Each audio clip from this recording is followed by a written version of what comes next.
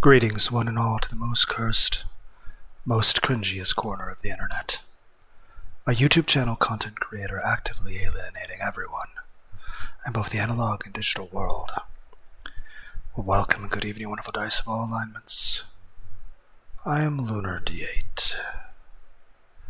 This is Let's Play Trick and Treat.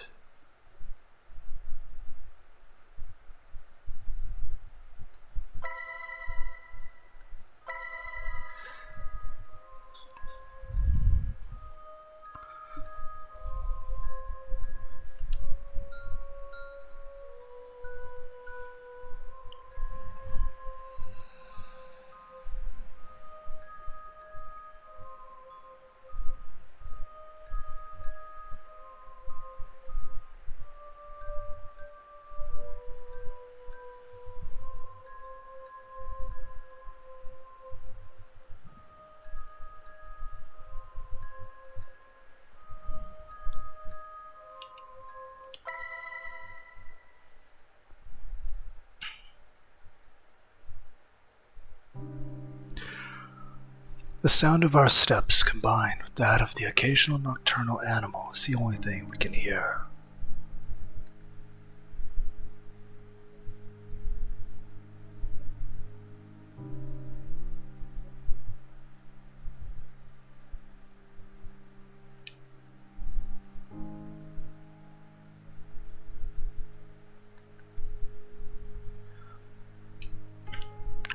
It's terribly dark in this place.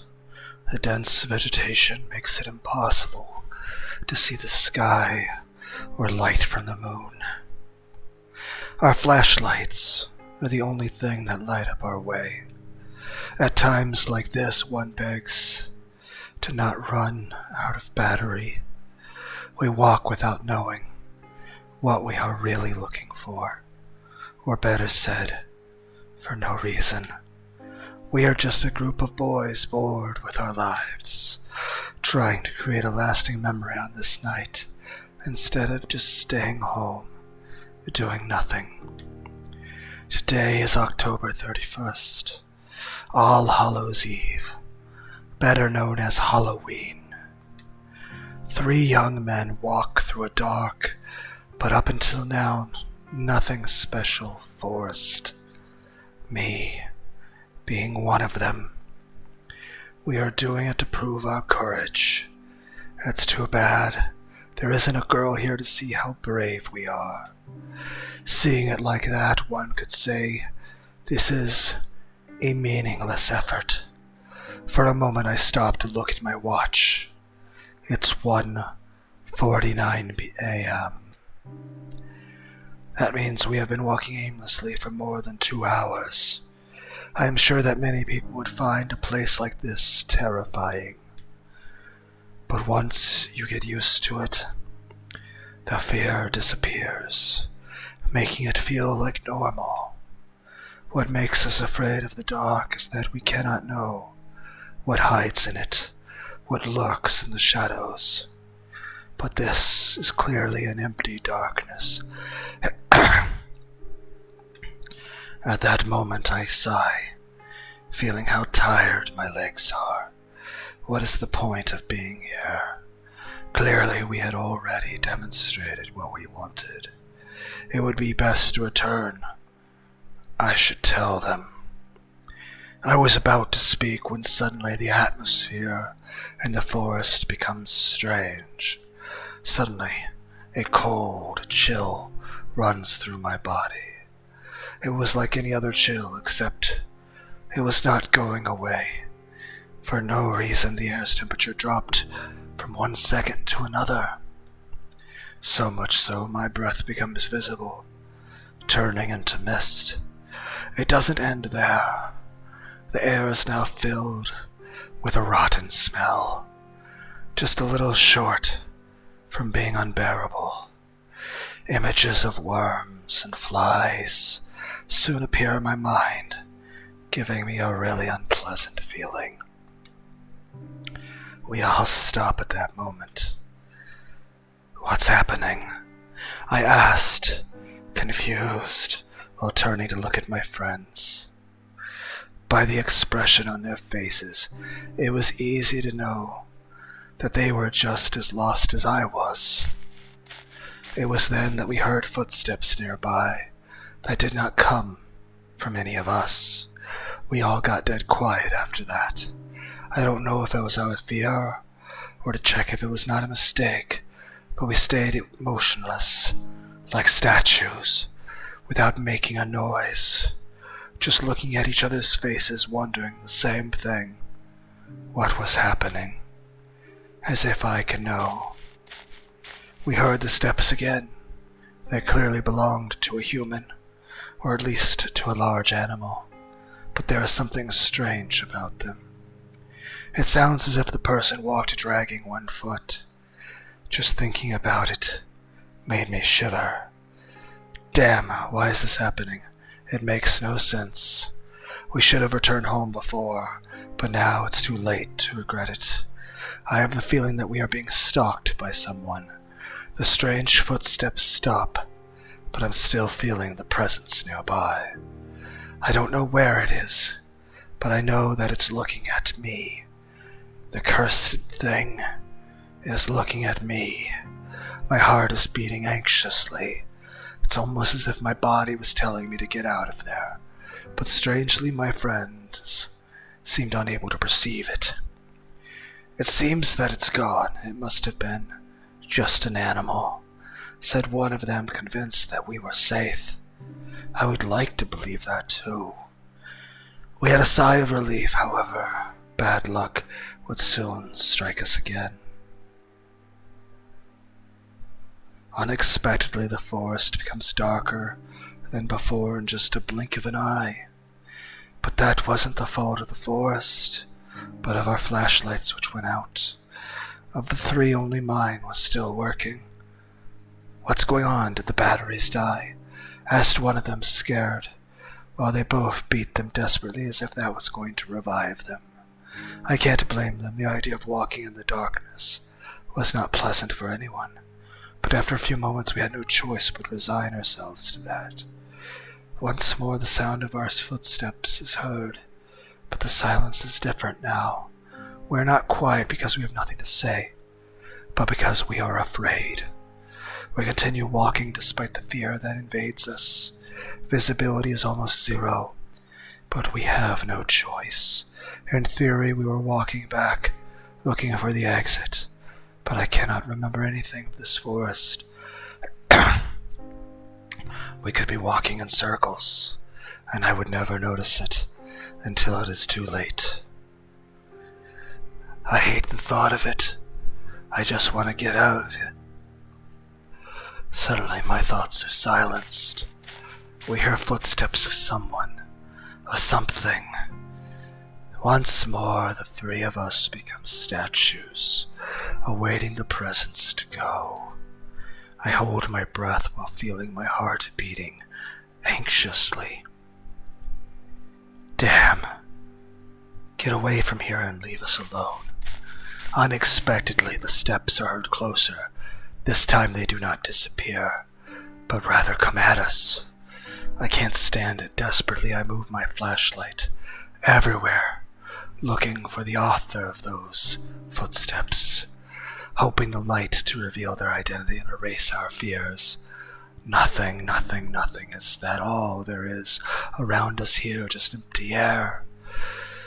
My anxiety grows with each failed attempt.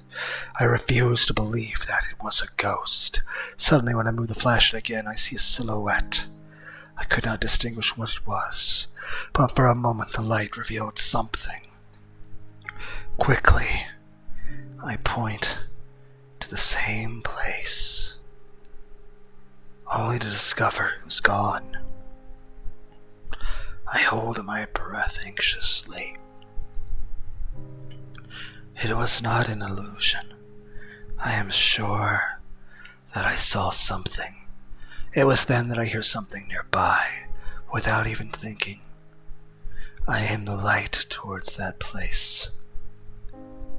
What I found leaves us paralyzed, with an expression of disbelief on our faces.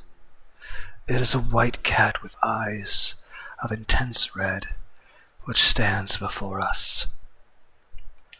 Her look is not the friendliest, to say something. Somehow I get the feeling it's a female cat. Suddenly she lets out a thunderous meow that leaves us terrified.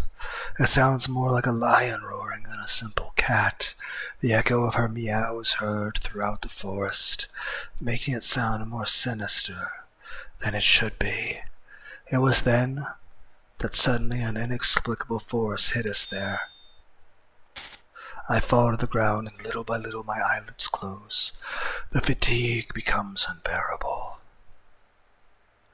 I lose consciousness on the ground of the forest without knowing what was going to happen to me. Interlude before night falls. It is a day like any other, so normal that it was almost painful. The only special thing that can be said about it is that it's October 31st. For were memories when I was a kid and went out with my friends to ask for sweets from the house. From house to house. Just remembering it made me sigh. I feel nostalgic. Some things were better when I was a child. Or at least, seems like that. There were some who had gone costume, others superheroes or monsters. My friends, I, on the other hand, had to use our imagination. Creativity was our costume, you could say, no matter how funny it could sound. I remember that my mother once painted my red face and told me, "You'll be the devil." But it seems only she saw it that way. When we went far from home, everyone said I was the tomato man. But those things didn't matter to me, since we always had a good time. If I asked for candy now, even if I had the best costume, I'm sure no one would give me anything, except perhaps a scolding for acting like a child when I am 17 years old. But anyway, I can't stay in the past. I must live in the present, no matter how little exciting that might be. Back to reality, we are a group of friends who don't have any plans for today. We are still not old enough to go to a disco, and I doubt guys as us would have any luck in that environment. The other option would be to go to a party, meet girls, and have fun. Everything perfect, except nobody has invited us. Not being popular has its disadvantages. Hey Axel, let's have a couple of matches, what do you say? My friend Steven called my attention while playing with the game console. Rush Red, I believe what's the game's called. A fast and quite complicated game for me. Is that a Blaze Blue reference? I would normally agree to play with him, but for some reason I don't feel in the mood today. I have no desire to play now. I replied with discouragement. I almost feel bad for doing it. Boring. The AI is no rival for me. Steven said with confidence. That you're playing on normal difficulty does not help your argument. I don't feel like losing, but if you want to, you can challenge Alfred. I said, leading the attention to my other friend.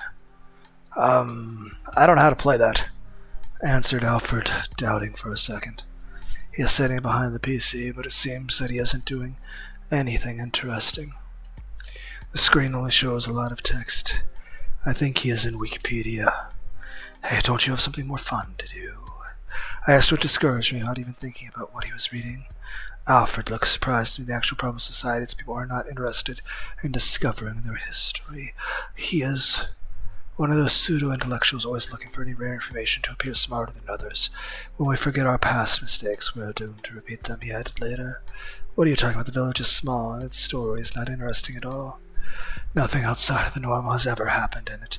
Alfred laughs mockingly after hearing that. Your ignorance is worth their praise. He pauses, filling his chest with pride. The very fact it's a small town is the reason it's full of mysteries. Did you know that 20 years ago on this date a man disappeared? So what about it? I ask without being impressed or even interested in the least. Things like that happen all the time in all places.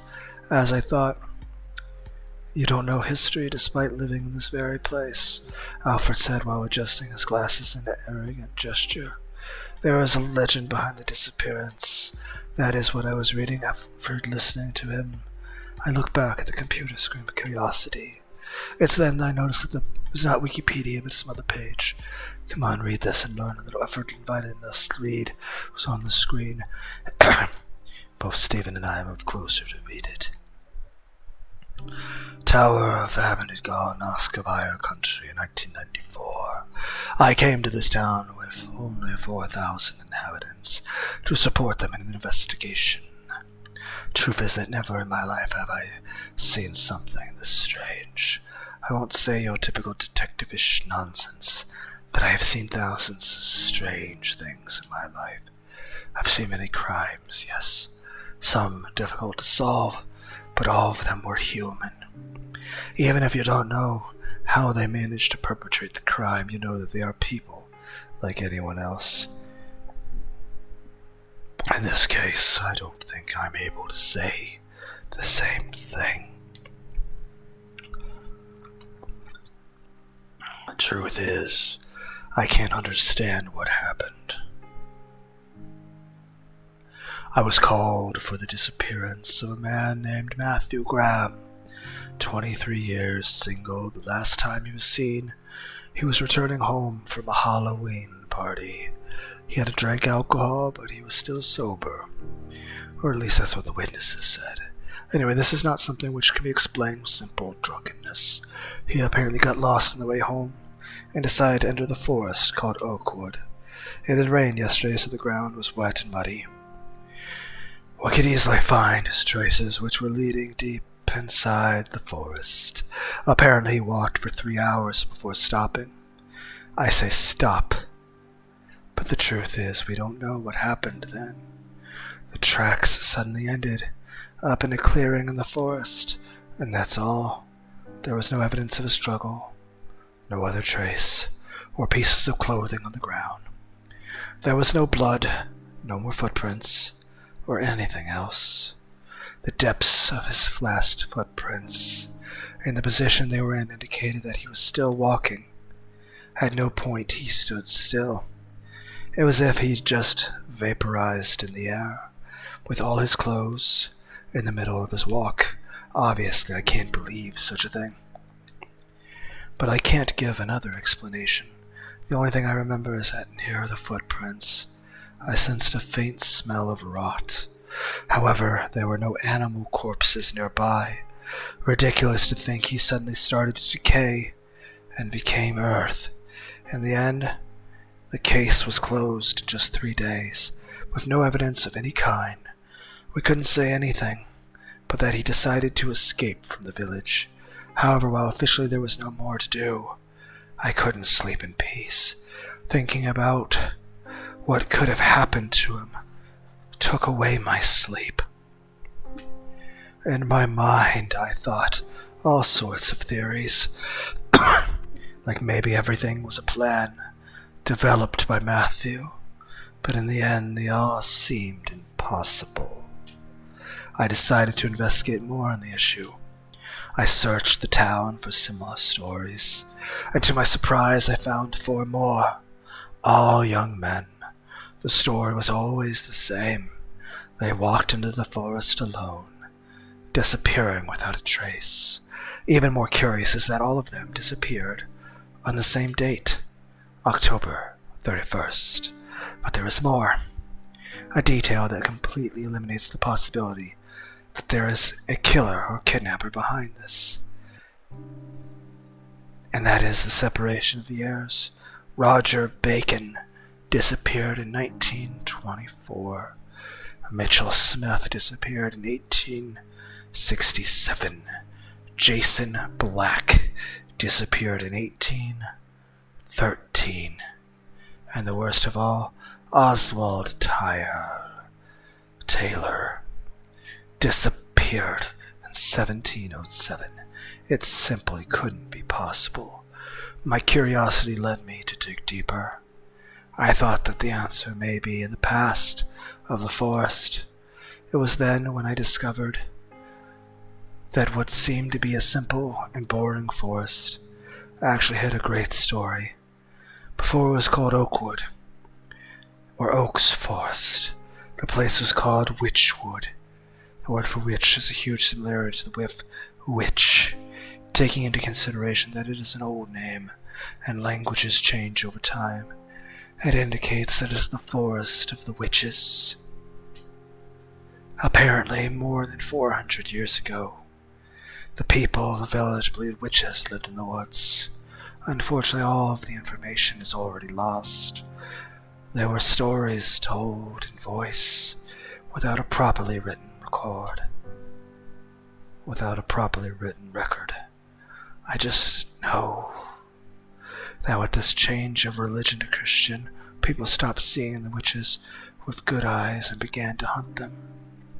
Apparently the last one before her death cast a curse in the forest, which even today should continue to exist. Anyway, obviously I cannot accept something like that as an answer. In the world, in the end, I have no other choice than accepting that each one of them escaped from the village, using the legend of the forest to make it look like it was something supernatural. Interesting story. I didn't know that such a story was hiding in this town. I said honestly surprised. Even if it is a lie, it managed to hold my interest. Wait, there is something more. Alfred said. At the same time he scrolls to the comments, we read what is written there. A couple of comments call our attention. Both of them talk about some creature. At that time, they had felt a horrible fear for what could happen to them.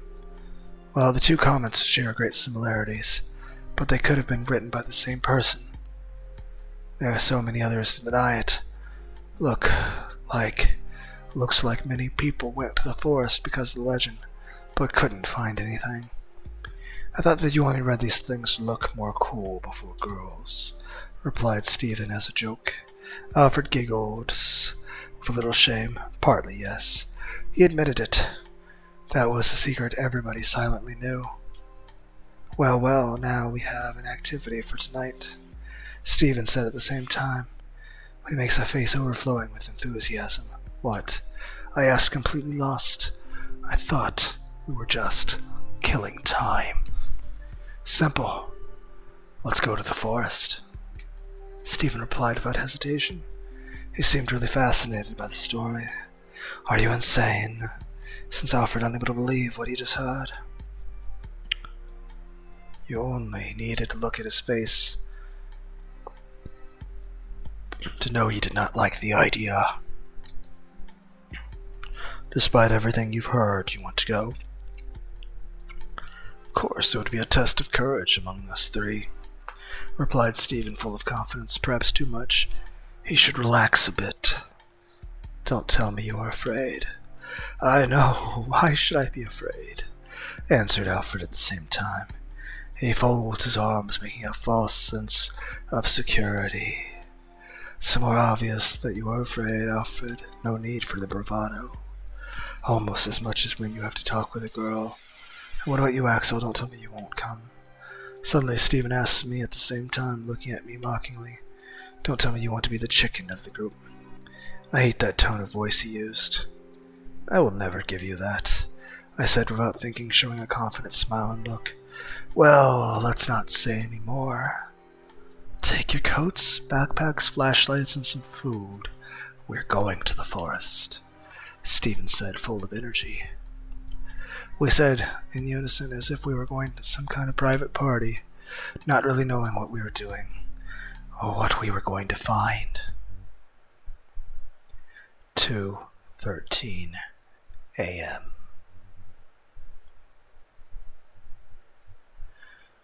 I awake completely confused, not knowing how much time has passed. My head hurts like hell, but I can't blame it. Fortunately, the pain goes away quickly, just as my confusion. I wonder, is there elves in the forest and they threw a flashbang grenade at us? Question, will a flashbang grenade knock you unconscious? Soon I come back to my senses. My flashlight is lying on the ground, shining towards the empty air. I immediately pick it up. It was my only protection against the darkness that surrounds me. Then I remember that Stephen and Alfred were with me.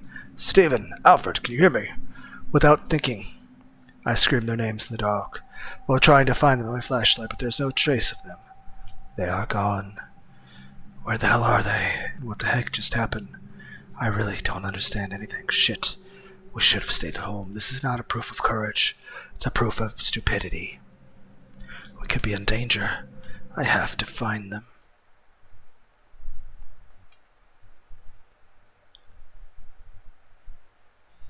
Little time has passed. I started to look for my friends, and I already can't stand this place. I'm going crazy in the forest. The darkness that covers it is unnatural. It is the darkness that steals your own sanity, replacing anxiety. Okay, here's the thing. You went in the forest with your phones. The moment where you get knocked unconscious and you wake up and your friends are gone, you immediately you call for help. That way you can have more people searching. To make it worse, the air is damp and cold as in winter, carrying a strong, rotting smell. As if there were corpses of animals hidden throughout the forest. The atmosphere in this place is oppressive. With every step you take, it makes you uncomfortable more. Since I started to look for my friends, I felt that something is watching me, but there is nothing. I sigh with my voice full of frustration. I just want to get out of here. I continue walking devoid of any hope. No matter where I look or how much I walk, I find nothing. I cannot even hear the sounds of animals. Rather, it seems they are already dead and rotting. No, I have to calm myself, I said to myself. I stop for a moment to rest. I breathe deeply, but the rotten air of this place does me no good. Immediately I start to cough as if I had something stuck in the throat. Shit!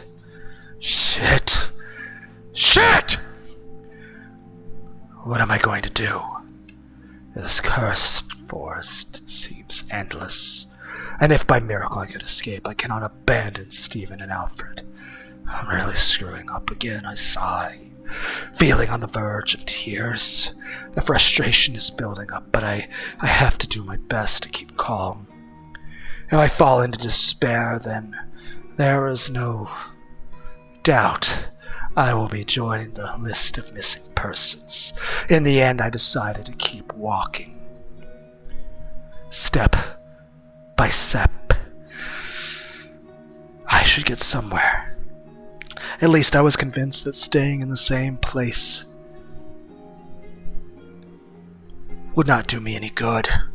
Even if it was only to deceive myself, feeling that I am doing something, I wanted to continue walking. Time passes without any changes. Only the sound of my footsteps can be heard, knowing that as soon as you stop, you will be surrounded by a dead silence is a good incentive to keep walking. But my legs were already hurting. Suddenly I hear a crack at my feet. Instantly I take a step back and look below to see what made that sound. What is this? I whispered to myself, discovering that I had stepped on an animal bone. I believe that it's from an animal, although I do not rule out the possibility that it belongs to a person. But for my own good, I prefer not to think about that. An expression of anguish is drawn on my face. It is best to ignore it. I have to keep walking. Suddenly my flashlight reveals something. Without hesitation, I point towards there again. Aw, the kitty cat. Only to realize with a surprise that it is a white cat. Is it hurt? The one from before, which made the awful meow, but this time I find it lying on the ground.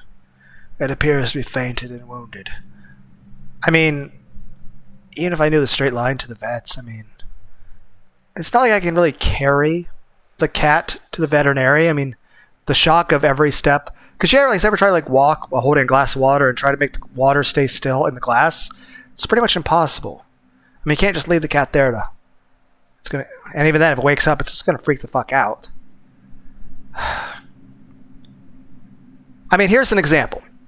what age was I back then? I think I was 19 years old. I was without a car at that time. And I was out walking at like 2 in the morning or something. And so, yeah, I think I had left to go walking at 2 in the morning.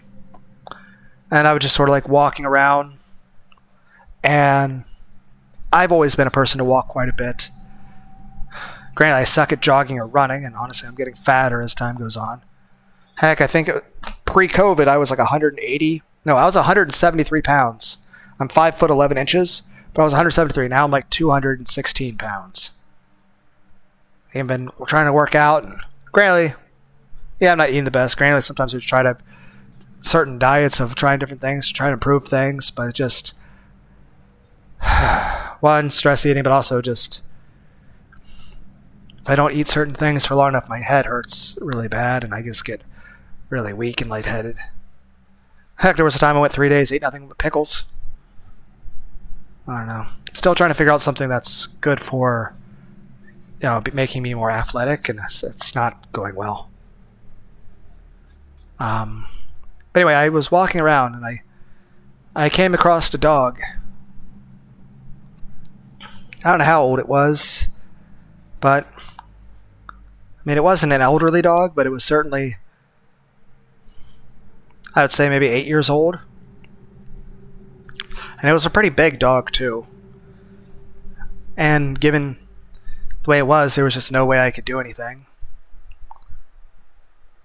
And like I said, I didn't have a car at the time, and there was no one who would, but the dog appeared to be hurt. It could walk, but it was like limping, and it could walk very slowly. And it didn't really want to, be picked up. Plus, I was worried about the idea of picking up because I was worried I might hurt it worse.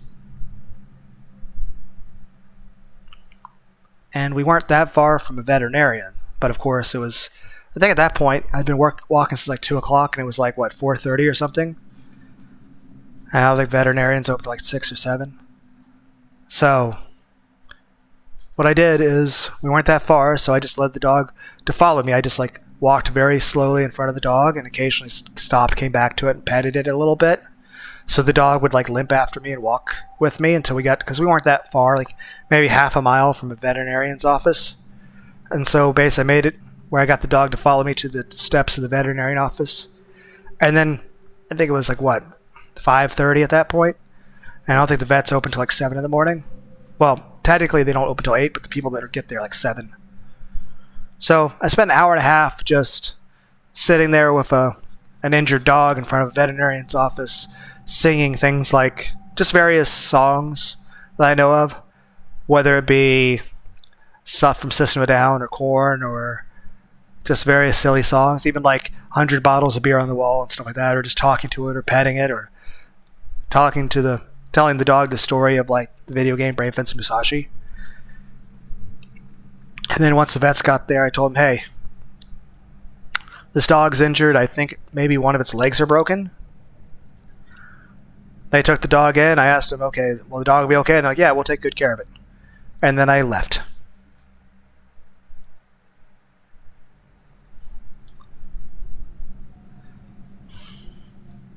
Hopefully they found whoever.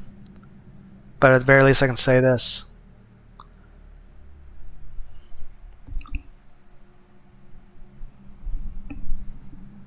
I at least think most veterinarians are kind people, so I think they would have taken good care of the dog and would have done their best to find the owner, and if not, they would have found the doggy a good home.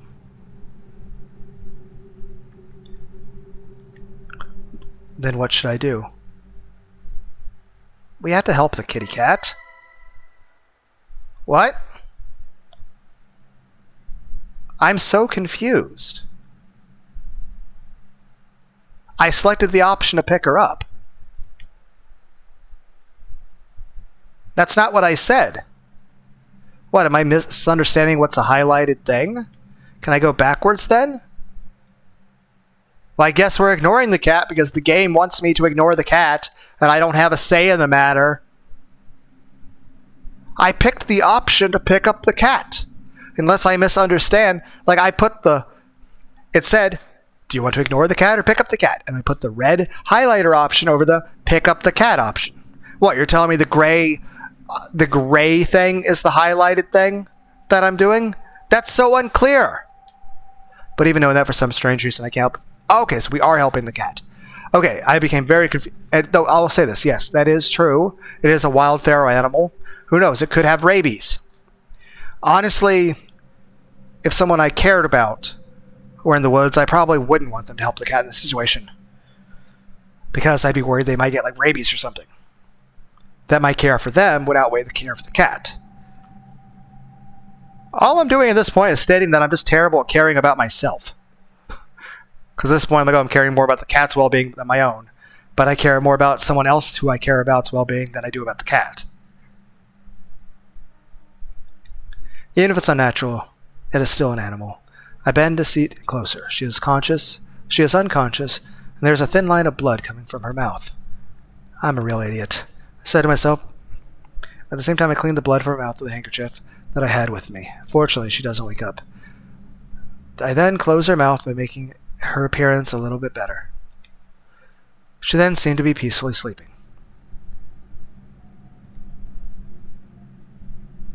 After a long sigh, I decided to pick her up carefully. I don't know what powers this cat are, but if she would brought me here, maybe she could return me to my world. With her in my arms, I decided that the best thing I could do is continue walking. 2:31 a.m.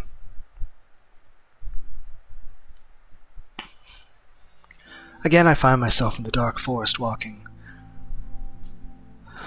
only moving forward, but it didn't seem like I was getting somewhere. In my arms, I carry the cat, which sleeps soundly. Come here. Here, you'll be safe. I suddenly stop. It was probably easy to see the disbelief in my face at that moment. It's that voice again. I whispered to myself with no one to listen to me. Shortly after I found the cat, a mysterious voice appeared in my mind. It is a feminine voice, soft and gentle, as if it belonged to a princess from a fairy tale, but I can't trust it. Am I really going crazy? Or is it this forest that doesn't make any sense? We probably accidentally breathed in spores out of some psychedelic mushroom. I don't know. But I don't like any of these two options. I then feel the cat move my arms, look down at her confused, just to see how she opens her red eyes suddenly. I become quiet at that instant. For a moment the two stayed motionless, staring into the eyes of the other. The red eyes of the cat are disturbing to me, but also there is something fascinating about them, something that attracts me. I lose myself in her eyes, as if hypnotized, until suddenly she jumps with the intention of scratching my face. My reflexes is pushing her at the same time. I jump back, turning my head to dodge her claws. I managed to dodge her attack, but in the process I dropped my flashlight. I panicked and acted clumsily. The flashlight falls near me, lighting up a tree in the vicinity. As soon as it left my hands, I remember how dense this abnormal darkness is. I quickly pick it up, not even thinking before taking action. I then lighted the place where the cat was, only discovered that she had arched her back angrily, as if she feared an attack from me. Those red eyes stared at me, shining with the light, the flashlight, as if they were jewels reflecting a fearsome hatred and rejection toward me. My body freezes after seeing them. I can't even think. The cat lets out a thunderous meow, similar to the one before, but weaker. Although not any less frightening, there's no doubt there is something wrong with that animal. It must be cursed. Everything is her fault. She must be some kind of evil spirit, a pet of the witches. I feel how panic seizes me. My heart beats quickly, begging me to do something. My mouth is dry, my forehead covered with cold sweat. What should I do?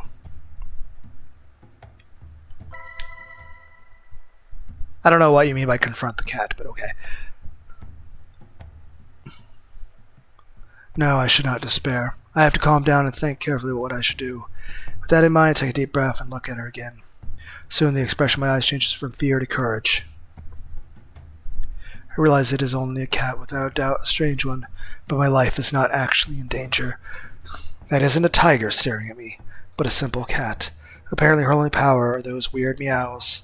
If she could kill me, she would have already done it. So I rule out that possibility.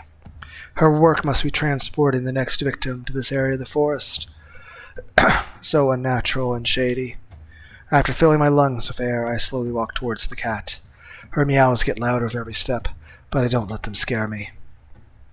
Seeing that, I do not turn back. She shyly takes a step back. That's pretty much how that dog responded first. First, the dog was a little bit confused, and I just sat and talked with her for a bit, and then eventually I was like, okay, I'm cool with you. But, I didn't want to lift the dog because the dog didn't want to lift, because a couple times I tried to lean down to pick up, I couldn't figure out a way to lift the dog that wouldn't cause it more pain. So, besides, we weren't that far from the veterinarian. And then I just basically chilled on the steps of the veterinarian office. Hopefully the dog didn't dislike my terrible singing too much. The dog's like, oh my god, my leg hurts, but this terrible karaoke is far worse. Seeing that I do not turn back, she shyly takes a step back. In my mind, I smiled at that image. The prey is now the hunter. I look at her directly while advancing. Little by little, her meows become weaker, as if she is losing strength. Then I suddenly jump and take her in my hands. She hardly resists at all. Not so tough now, right? You look better like this. She is trembling in my hands. She looks so helpless that I almost feel like a villain. But I must not forget all that she has done so far. It's her fault that I'm in this place. Don't worry, we get out of here, I'll find my friends, I'll drop you off at a vet. They'll find you a good home. Because I can't imagine, unless there actually are people in this woods that are taking care of you. I mean, naturally in the wild, animals don't really live very long. I know I wouldn't live very long in a fucking forest. But, yeah, I have friends who had cats, and usually the cats would be antisocial, but I'd go over and the cats would just come at me and just start sleeping on me. I don't know why they felt like that, like they felt comfortable with the idea. It's like I'd just be there, not really interacting with them, just playing a video game, and all of a sudden this cat just comes up to me, starts sleeping on me. She brought me here. Then if I kill her, would it be possible to go back? We are not killing the cat! For a moment, that grim idea crossed my mind. I'd never killed an animal. Truth is that I can't be proud of myself in doing such a thing. I'll say this. I've ate plenty of meat from the grocery store. I'll say this. I think it's good to eat animal meat, but I don't think farmed animals should be treated badly or killed painfully. Like, I'm against the idea of torturing animals, and I'm against the idea of needlessly killing an animal for no reason. And I think farmed animals should be treated well. But I'm definitely not against the idea of eating an animal. I just don't want it to suffer. And in the same regard, if restaurants and groceries didn't exist, and if I had to kill a cow to make a steak, I would. I would just want to find out what's the best way to kill the cow that is as painless as possible. Now, that being said, my biggest concern with doing such a thing is I wouldn't want to do it because I don't know the proper way to do it, not just in terms of painlessly killing the animal, but how to properly clean and prepare the meat so that it doesn't have like parasites and stuff. So it's more so I don't want to die of foodborne illness. But yeah, there'd be no reason to make the animal suffer unneedlessly. Beyond that, zoos, I think zoos are great. I personally enjoy zoos a lot. And I think zoos are a good place to take people you care about.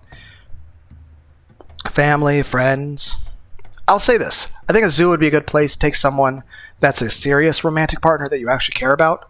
But for just somebody you're just going on a casual date with, I think that's fucking stupid. It's too special of a thing just to share with some random person. Beyond that, I think zoos are just nice. I think they're good for society. I think they teach people about the world around us and teach people kindness and empathy and help us to understand and learn. Now, of course, I think any zoo that has animals should have a big enough space so the animals don't feel like they're caged up. And the animals should have everything they can have to be happy. But I think zoos and aquariums are a vital, necessary part of society that keeps us from becoming monsters. It's not like, obviously, if you're going to lock up an animal in a tiny little cage and treat it like shit, yes, that's horrible and that's abusive. And obviously if the people coming there are like mocking it and mistreating the animal, that's awful. But if you take some animals and you put them in a big enough enclosure to where they feel free, and you make sure that they have company and proper food, and you treat them well, and everyone treats them with respect, I think that's good.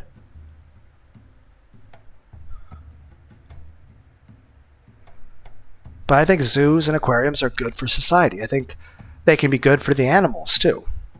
provided they're properly taken care of. I think the biggest problem it tends to be animals like, say, orcas, because I think humanity drastically underestimated how much area an orca needs in order to not feel caged up. It's like saying you could have a tiny little puppy that, like, what is a terrier? A little Scottish terrier. You could probably have him in a big house and let him just run around and enjoy a little bit of a yard, and he'll feel like he has plenty of space. But you certainly couldn't have like a big German Shepherd in a tiny little apartment. Same way, like, okay, there's a difference between having, like, an orca is used to having a lot of space. And a lot of times an animal, if it's put in too small of an enclosure or too isolated or under too much stress, animals will develop a form of psychosis. Sometimes it's called zoopsychosis. You can actually see this in human beings too, whether it's prolonged isolation or, heck, even people that go to prisons.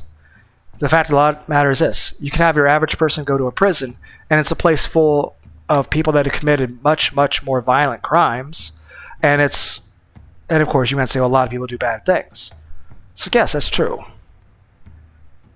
But at the same time, is it really making them a better person? I can understand taking someone that's legitimately a bad person and not wanting to kill them, but wanting to, like, separate them from everyone else so they're not hurting people.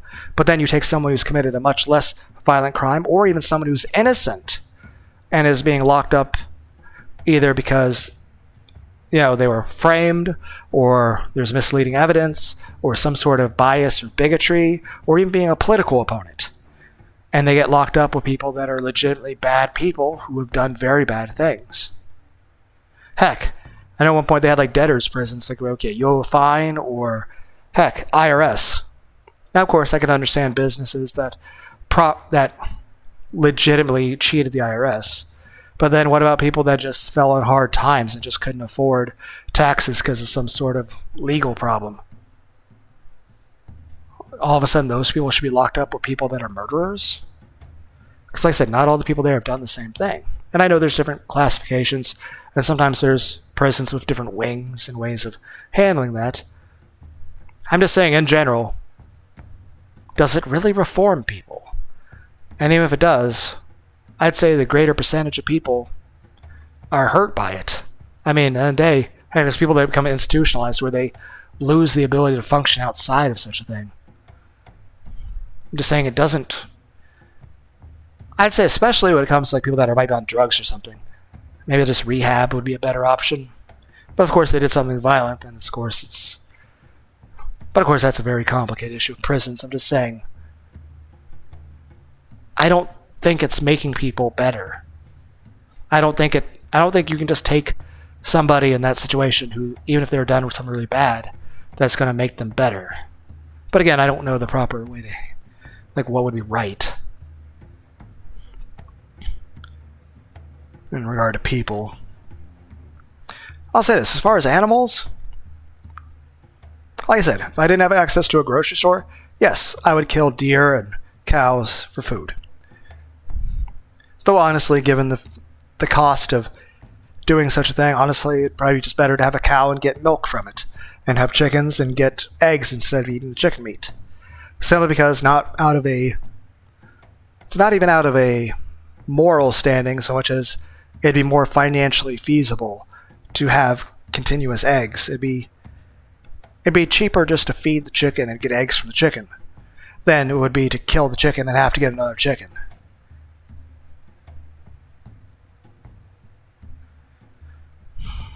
That being said, I'm still trying to figure out what's ideally people should eat. Probably not fast food. But at the same time, like, there's people that say you should eat nothing but meat, the carnivore diet. A lot of people saying you should be entirely vegan. But there's downsides of both diets. Too much of a heavy meat diet can make your blood too acidic. Too much of the heavy plant diet robs you of certain vitamins and minerals that you need and certain proteins. My main question is this. What should I eat that would be the best? It would also be cheap, by the way. But yeah, I guess the answer we're going with here is I would certainly kill an animal if I had to eat it, but I'd want to do so painlessly. I wouldn't want to torture the animal. I wouldn't want it to suffer or be afraid. I'd want to be able to kill it instantly so it wouldn't be scared or in pain. Though my biggest concern would be how do I properly prepare the food so that I don't become sick. I get like botulism or something. But yeah, aside from that, I've killed bugs. I've killed bugs and insects. But I don't think I've ever actually killed an animal. I've killed spiders and ants and insects. But I don't think I've ever actually killed an animal.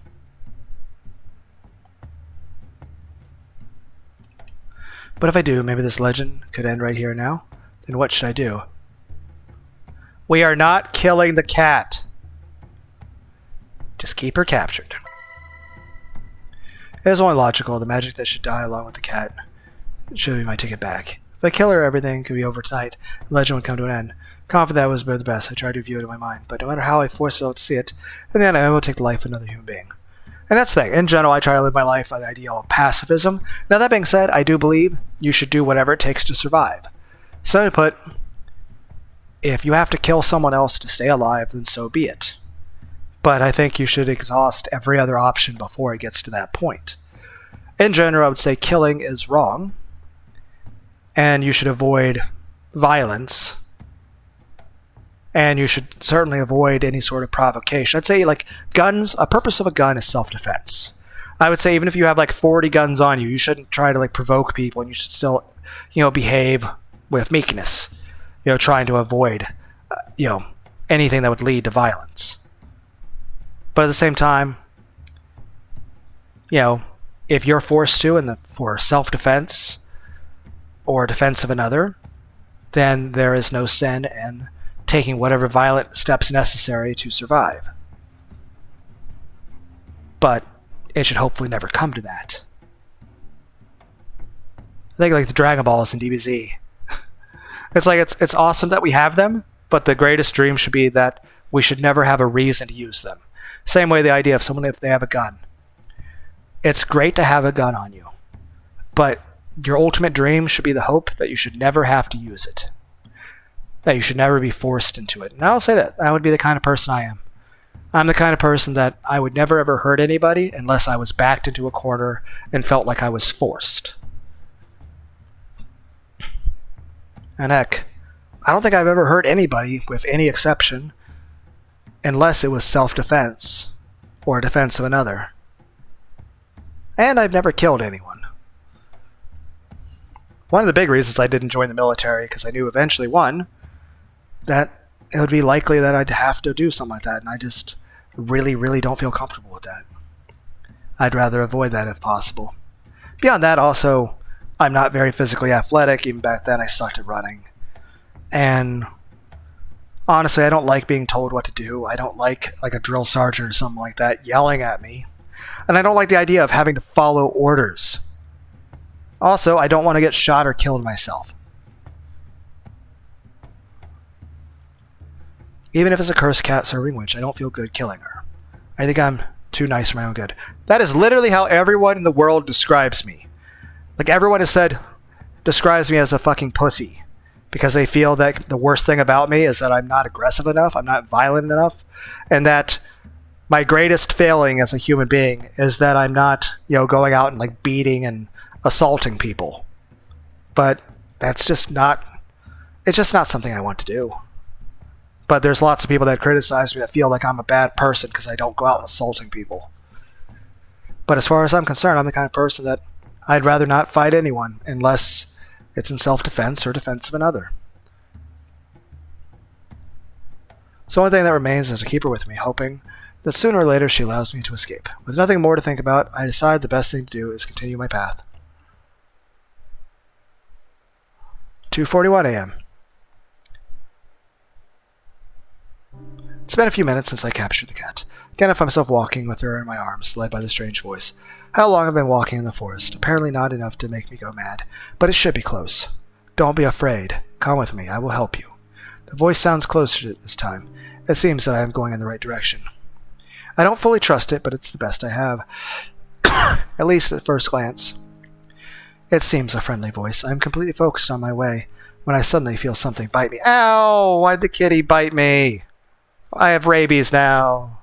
Technically, rabies, you can get a vaccination after you're exposed to it. So even after you're first exposed to rabies, you can get a vaccination immediately after it, and it can still save your life. It's just that if you let it go for a few weeks, then you're going to die. I shout in pain, realizing the cat bit my arm. Fortunately, it wasn't a dangerous bite, but it sure was painful. Ow! That hurt. I'm going to have to get a fucking rabies shot or check or whatever when I get fucking home. Ow. What, to pour fucking rubbing alcohol or hydrogen peroxide or iodine in my fucking arm? Wouldn't be the first time, but still. Ow. With my distraction, she takes a chance to jump in my arms, falling a few steps away from me. Quickly I set my gaze on her, furious, but soon something happens that makes me forget about my anger. Suddenly the cat is covered with a bright light. That is not how you just... Ow, that hurts my eyes. So much that it repels the unnatural darkness surrounding the forest, stealing my breath. Under the light, its figure gradually changes until it ceases to be a cat and becomes a human figure. Technically, humans can still carry rabies, so I still need a fucking rabies check. It's not only the cat in front of me, but a girl of incredible beauty. Okay, I mean, she could be a girl with rabies.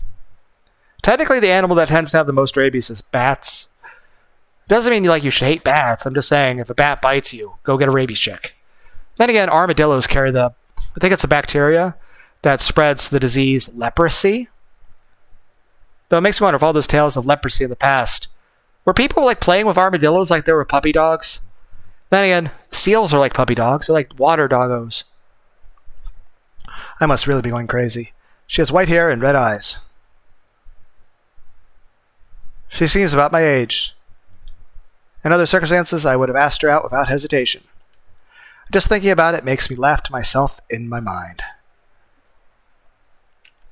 Even at that edge of the madness, it seems more things about me will never change.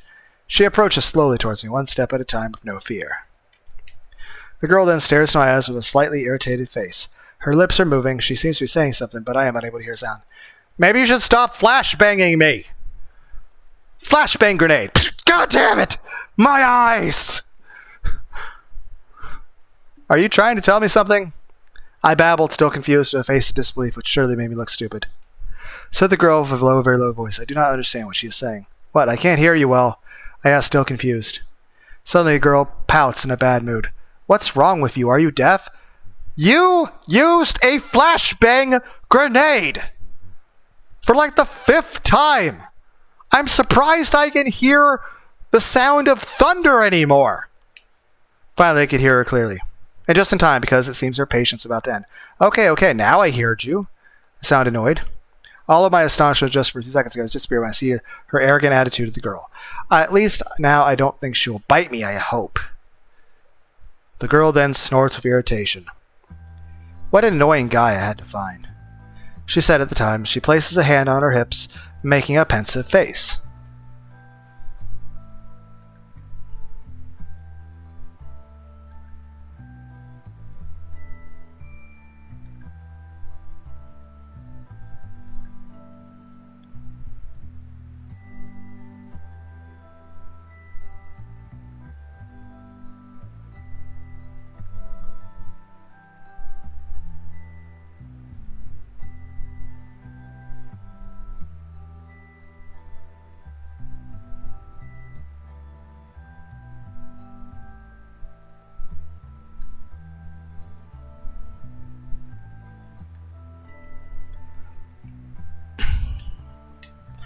Wait, you shouldn't speak ill of someone you have right before you. I was quick to respond. For a moment I feel annoyed at the thought that I have been teach manners to this spirit, or whatever she is.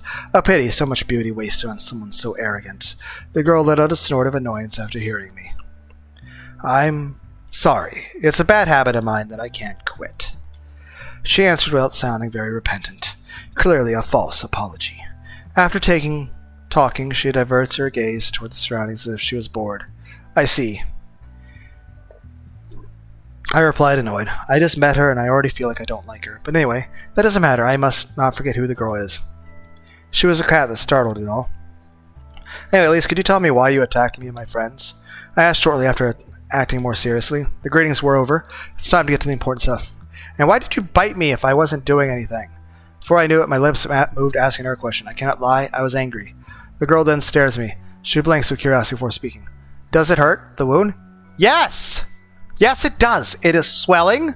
I'm going to have to pour hydrogen peroxide. Why didn't we bring hydrogen peroxide? She asked innocently. Yes. How would it not? I was quick to respond with annoyance. I didn't need to say any more. Of course it hurts me, silly cat. Tricks are for kids, silly rabbit. She looks at me in silence for a few seconds, until suddenly she approaches me without any shyness or fear. On second thought, how could a simple human such as me scare a cat that turns into a person? Show me your wound. Are you going to bite me again? Said the girl once stood next to me. Her presence made me nervous. This girl seemed to not know what personal space is. This is she's from a story from hundreds of years ago. I don't think personal space had been invented yet. As embarrassing as it sounds, I had never had a girl this close. If it only was in the forest. I don't know why. I shouldn't trust her, but strangely something tells me she has no bad intentions. The girl was surrounded by calm aura, something pure, unlike anything else in the forest. In the end, resigning myself aside, I showed my arm with the bite. Immediately, the girl sets her sight on the wound. It will only take a moment, she said with complete confidence. Then she looks up into my eyes. Could you close your eyes? I'll close my eyes and you're stab me in the throat. She asked as she blushes slightly. I am surprised to see the embarrassed face she has, even if just a little. Then I sigh, feeling something wasn't right, but there's nothing else I can do. Okay. And then I was stabbed and murdered. The end. I said, doing as she asked. I didn't know what to expect. For a moment I thought she would get naked or something like that. But what kind of magic can only work when you have no clothes? I don't know, but my mind sure wanted to imagine that. Come on, Axel, keep your composure. Suddenly I feel something warm and wet touch my wound. Immediately I shudder. Wait, what are you doing? It's a stupid question, but I know well what she's doing. She was licking my wound. You idiot, you said you could... Who said you could watch? I'm sorry, I'm freaking out, was quick to respond the cat.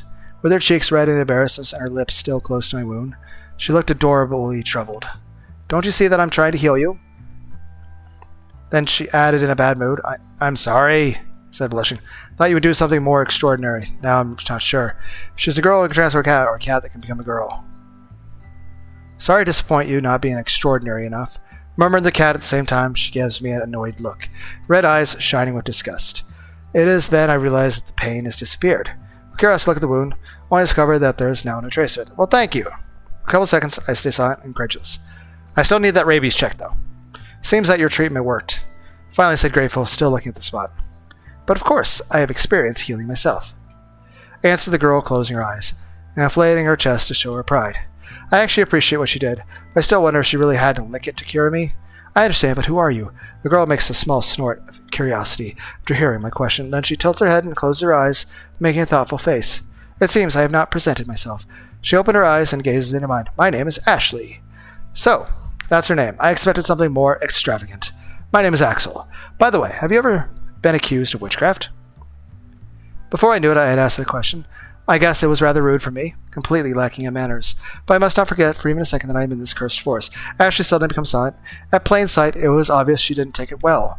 She asked her time for responding. Yes, but that was a long time ago. Then she closed her eyes and exhales, emptying her lungs. She seemed to be recalling something painful. Just seeing her made me feel guilty. I'm sorry, it was not my intention to make you remember it. I said, slightly remorseful. No doubt to be accused of witchcraft must have been a horrible experience. Ashley closes her eyes and nods a couple of times. It's okay, it's not like I can blame your curiosity seeing where we are. Then she looks closely at me with curious eyes. By the way, how do you know about me? Perhaps you are a sorcerer who lived during these past centuries? She asked, narrowing her eyes, as if she was trying to see the inside of my mind. What kind of question is that? No, nothing like that. I answered at a moment. I'm just an ordinary person. I omitted boring, but she didn't need to know that. It's just that there are stories about witches in these forests, but as you can see, the stories are not very convincing, or else I wouldn't be here. I explained, trying to remove any doubt that Ashley may have. Again, she closed her eyes and nods. I understand. She pauses and looks me in the eyes. It's because of those stupid myths that stupid humans come to this forest just like you. She then said, looking at me with rejection, Wait, what are you trying to say? We are to blame? I replied, feeling offended. Ashley suddenly looks at me, disgusted.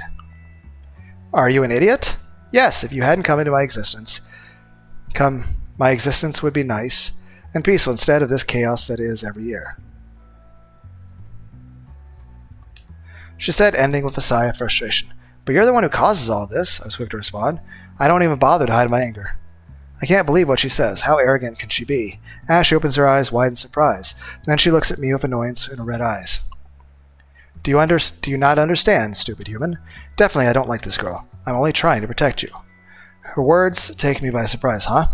I exclaimed incredulously. You attack me and attack my friends only to protect us? Yes. She simply replied. At the same time, she nods, filled with pride and confidence. Oh, that's it. I'm getting out of here. I cannot believe how arrogant and self-centered this girl. Wait, where are our friends? Where is Alfred and Stephen? After everything she did to me and my friends, I can't stand her any longer. Wait. I only took a few steps as I heard her calling me. She sounds really worried. You don't understand the real danger in here. I stop in my tracks as soon as I hear her. Real danger? I whispered, feeling some doubts. Suddenly I shiver. It doesn't look like she's lying. Yes, I try to chase them away using illusions.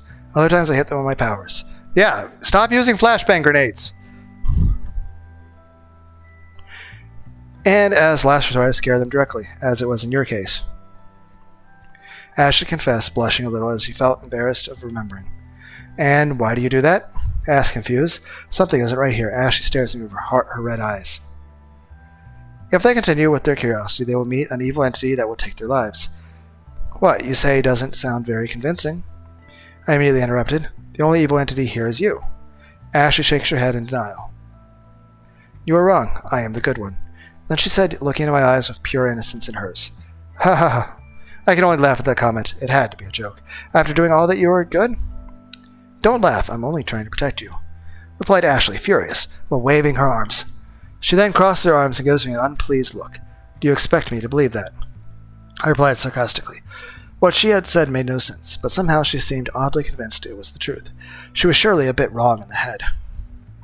But it's true. You have to believe me. This time she sounds really worried about me. I actually feel a little sorry for her. Ashley then stays silent, looking at me with puppy eyes. However, she soon recovers her proud attitude. If you want, hold my hand. I won't harm you. Okay, she suddenly says. I look carefully at her. She has a very arrogant face, as if a great honor to be able to touch her. You won't do anything strange? I asked, distrustful. But after seeing her again, I do not think she was lying. Ashley nods, full of confidence. I promise you.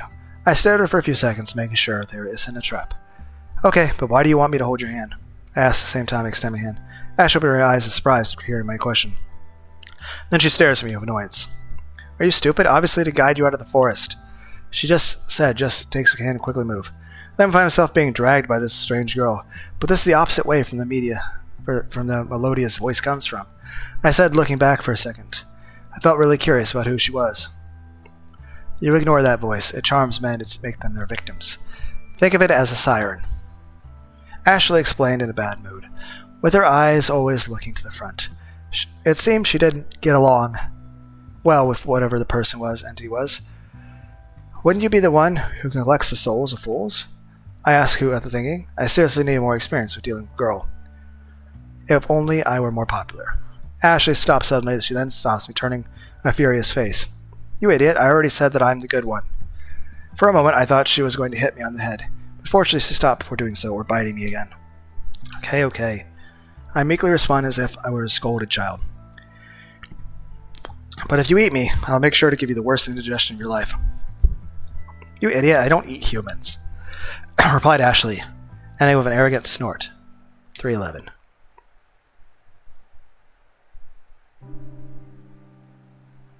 Several minutes had passed. I started to walk hand in hand with Ashley. At the beginning, I did not trust her, but the more time passed, the easier it was to believe her. I hadn't noticed before how comfortable her hand is, soft and pleasant to touch. I blushed just thinking about it. Even if she is a witch, she's a girl too, right? Then I sigh. Come on, Axel, composure, composure. With every step of the curse, the forest seemed to weaken. The atmosphere was less oppressive every minute, until finally I was able to forget about the unpleasant feeling. For I noticed the darkness had returned to normal, feeling only empty. The rotten smell had also disappeared without a trace. Now, I could really say I was in a common, ordinary forest, even boring. But I could not be more grateful for that. Just a little more to get out, so let's keep moving. Then, I set my sight on the back of Ashley, watching her walk in silence. She was completely focused on that simple thing. If you're the witch from the legend, why are you helping me? I suddenly asked, not thinking twice for it. I was really intrigued by that. Ashley stops and turns, looking at me with an angry face. Idiot, do you really think that all witches are evil? She was right. The general image of witches is not good, but it's not as if stereotypes are truthful. Then she closes her eyes, making an annoyed face. It's true that I had supernatural powers, but I never used them to do harm. Ashley lowers her sight and pauses. Suddenly she looks sad. My only sin was to be born at the same time as the witch hunts. That's why I was condemned. That explains it well. I feel that I can trust if she's good. But there is still only one more question.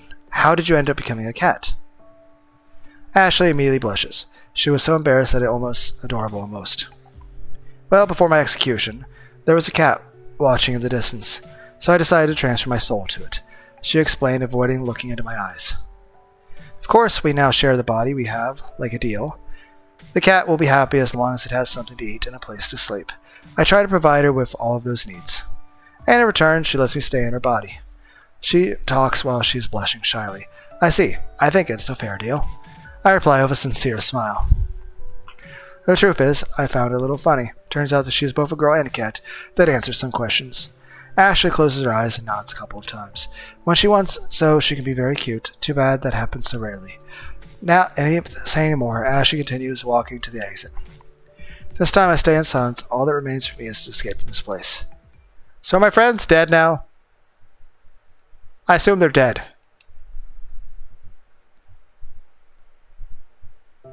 Well, here we are, Ashley said just a few minutes after we walked.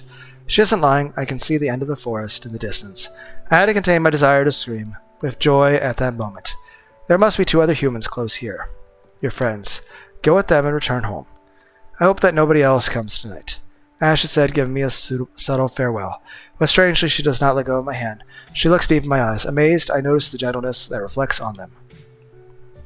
Can you make me a promise? She suddenly said with an honest voice. It was no joke. What is it? I asked full of curiosity. I don't know what I could do for a witch, but after helping me to escape, I think she deserves me to hear her request. End this legend. She then murmured, with an air of sadness. I can't understand what she's asked for something like this. I want you to help me keep people away. Legend only attracts more people in your case. I need to kill it by replacing supernatural danger with a human danger. A human danger? So you want to scare them with ordinary dangers as thieves or ferocious animals. On second thought, there is a logic in what you asked. If you remove the element of magic, the only leave the risk danger exploring for it's not worth the risk. No, I don't think that works. If you suddenly start saying that there's like Bigfoot or giant wolves killing people, then hunters will come with the intention of trying to make it safe. So it's not gonna... I don't think this solution works.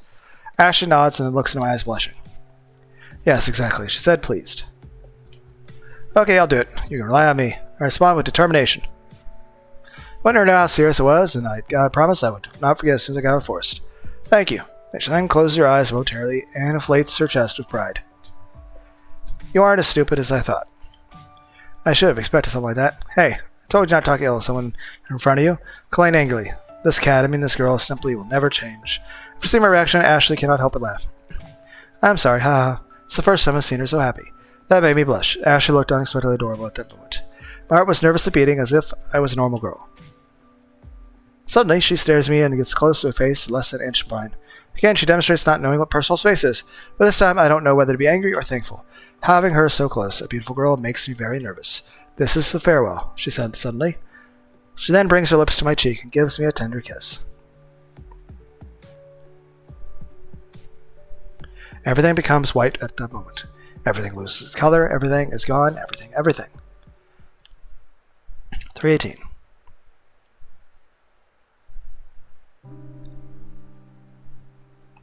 I'm outside of the forest. I have no idea why I made here. There's no illusion. Bewildered as if I had been sleepwalking. Axel! Axel! Suddenly I hear someone calling my name, but it's not any strange voice. It's the voice of my friends who are looking for me. Hey, over here. I shout without a second hesitation. A bit of clumsiness because of my confusion. Soon they found me and impatiently ran towards me. Where were you? The worry was killing us. Stephen said with a face that I don't remember having ever seen before. Before answering, I rubbed my forehead. Within the forest, I couldn't find the exit. Alfred was about to say something. Before that, I interrupted him. Anyways, it doesn't matter. I was just lost. The important thing is we're all safe. Yes, you're right. Hey, don't you feel that we are forgetting something? Alfred murmured as at the same time he lowers his sight pensively. Suddenly a blurry image appears in my mind. It was a white, bright, I can't remember more. However, the weak memory of a strange feeling of nostalgia in me, as if something had lost but what could be. Anyway, we should go home. This has gone too far for test courage, so with the intention of spending one more minute in the forest. They both agree with me. With nothing else to say, we only return home. By the way, guys, we should write on that page to not go to the forest. Forget about the witches. Somebody might get lost there, as it happened to me.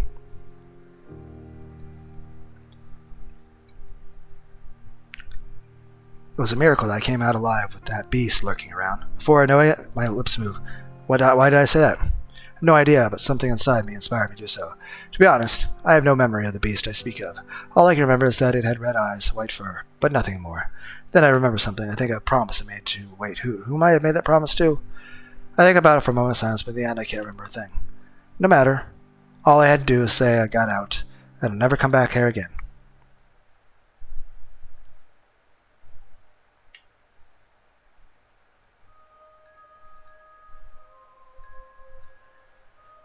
Well,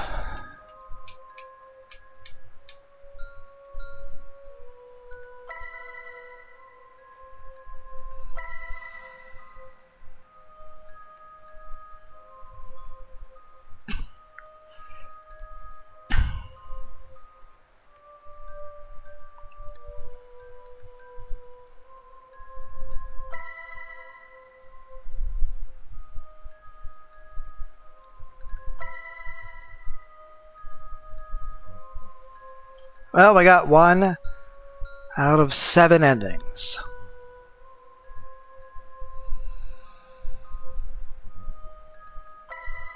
By the way, this game is free. It's called Trick and Treat. And